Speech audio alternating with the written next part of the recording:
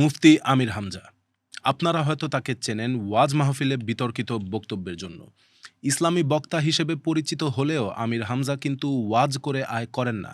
নিজেকে একজন কৃষক ও ব্যবসায়ী হিসেবে নির্বাচনী হলফনামায় পরিচয় দিয়েছেন তিনি। আমির হামজা কুষ্টিয়া ৩ আসনে জামায়াতে ইসলামী থেকে দাঁড়িপাল্লা প্রতীকে ভোটে লড়ছেন। হলফনামায় তিনি দেখিয়েছেন কৃষি খাত থেকে বছরে তার আয় ৫৫,০০০ টাকা এবং ব্যবসা থেকে আয় ৮,৬১,৪০০ টাকা। বার্ষিক আয় ৯ লাখের মতো হলেও আমির হামজার রয়েছে প্রায় ২.৫ কোটি টাকার বেশি সম্পদ।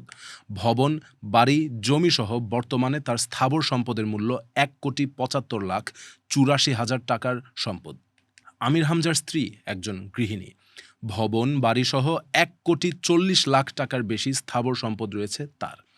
হামজার স্ত্রীর কাছে আরও রয়েছে নগদ অর্থ, ব্যাংকে জমা টাকা এবং স্বর্ণালংকার, যেসবের বাজার দর এখন ২২,৯৪,০০০ টাকা।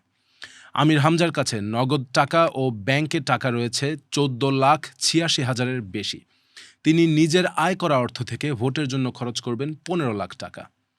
স্ত্রী, বাবা, চাচা, দুলাভাই ও শ্বশুরের কাছ থেকে ধার ও দান নিচ্ছেন আরও ২৩ লাখ টাকা।